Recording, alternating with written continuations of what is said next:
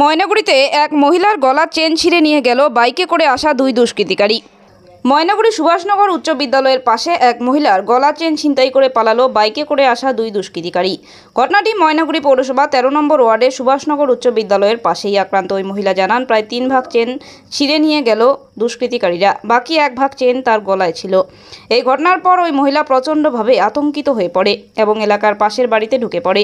ওই বাড়ির মালিক শ্যামল দে বলেন, ওই মহিলা এতটাই আতঙ্কিত হয়ে পড়ে, আমরা মহিলাকে নিয়ে বাড়িতে বসাই এবং জল খেতে দেই এবং তাকে সাহস দেই। আমরা দেখেছি একটি মোটরসাইকেল করে দুজন পালিয়ে গেল। এই অবস্থায় মহিলার বাড়িতে খবর দিলে তারা এসে আক্রান্ত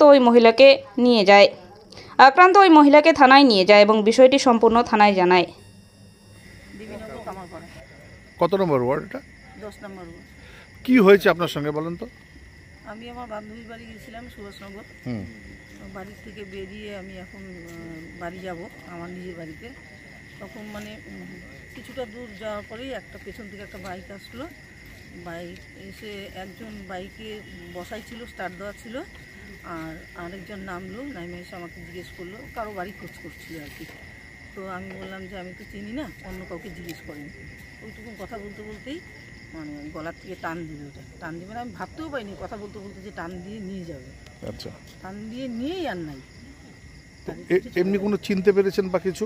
না না না, চিনতে পারেননি। তারপর এই ঘটনাটা কোথায় ঘটেছে? সুভাষনগরে। এই ঘটনাটা এই দাদা সুভাষনগর স্কুলের পেছনে। তো এই ব্যাপারে থানায় অভিযোগ জানিয়েছেন? হ্যাঁ, অভিযোগ জানালেন থানায়? হ্যাঁ। তো কি চাচ্ছেন আপনি? আমি চাচ্ছি যে আমার মারাটা যদি পাই, আমি অনেক কষ্ট করে মারা নিজের ইনকামের পয়সা দিয়ে করছিলাম, যদি পাই তাহলে খুব ভালো হয়। বললাম, কি হয়েছিল আপনার বাড়ির কাছেই? ঘটনাটা হয়েছে, আমার সামনের বাড়িতে দিদি এসছিল, তো যখন বেরোয় চলে যায়, যাওয়ার পরে আমার ঠিক পাশের বাড়িটার কাছে যখন যায়, তখন দুটো বাইক আসে। একটা বাইক আসছিল, এখানে দুজন ছিল, তার মধ্যে একজন ওনাকে জিজ্ঞেস করছিল যে একটা নাম বলছিল যে চিনেন কিনা। যেহেতু উনি দেবীনগরের বাসিন্দা, তো উনি চেনে না আমাদের সুভাষনগরের কে কী, বলছে আপনি অন্য কাউকে জিজ্ঞেস করুন। বলার পর যথারীতি ওনার গলার চেনটা টান দিয়ে ছিঁড়ে নিয়ে চলে যায়। ওই মুহূর্তে উনি কী করবে দিশাহারা হয়ে গেছে। তারপরে আমাদের বাড়িতে এসে কলিং বেল দিল, দেখি রীতিমতন কাঁপছেন উনি। তারপরে ভিতরে বসালাম, জল টল দিলাম, কী হয়েছে ব্যাপারটা শুনলাম। তখন বললো এই ঘটনা। আমি আবার গিয়ে টর্চ দিয়ে জায়গাটা দেখলাম বাকি টুকরোটা আছে কি না, দেখলাম যে না, ওইখানে কোনো টুকরো নেই।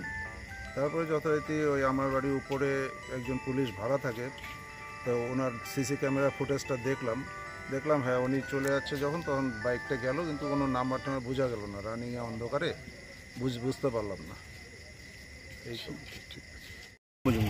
কে হয় আপনার যে যার মালা চিন্তা? আমার বড় বোন, আমার দিদি। আচ্ছা, বললাম কি হয়েছে ঘটনাটা একটু বলেন তো। ঘটনা হচ্ছে, ওর বান্ধবীর বাড়ি থেকে ছিল, তো বান্ধবীর বাড়ি থেকে যখন ও ফিরে আসছে আর কি, তো গেট থেকে বেরিয়ে 100 মিটারের মধ্যে। কোন জায়গায় গিয়েছিল বান্ধবীর বাড়ি? সুভাষনগর স্কুলের এখানটায়। আচ্ছা, তো ওই 100 মিটারের মধ্যেই হঠাৎ করে দুটো ছেলে পেছন থেকে আসে বাইক নিয়ে, এসে ওকে কারো বাড়ির নাম জিজ্ঞেস করে। তো ওর বাড়ি যেহেতু দেবীনগর পাড়াতে, সুভাষনগরে সবাইকে চেনে না, তাই বললো যে আমি তো এরকমভাবে চিনি না, আপনি অন্য কাউকে জিজ্ঞেস করেন। বলতে বলতেই ওর গলা থেকে চেনটা টান দিয়ে নিয়ে ওরা ছুটে পালিয়ে যায়। তো ও একটা জিনিস শুধু নোটিস করেছে যে একটা ছেলের গায়ে হলুদ রঙের গেঞ্জি ছিল। ঠিক আছে। আচ্ছা, তো আপনারা থানায় অভিযোগ? হ্যাঁ, থানায় অভিযোগ জানালাম। আর হচ্ছে সবথেকে বড় কথা যেটা, যে এইরকমভাবে যদি সন্ধ্যারাত্রিতে যদি এরকম ধরনের ঘটনা হয় আমাদের ময়নাগুড়িতে, যাতে এরকম ধরনের ঘটনা ভবিষ্যতে না হয়, প্রশাসনের সেই উদ্যোগটা নেওয়া উচিত আর কি। কটার দিকে ঘটনাটা ঘটছে? রাত 15টা।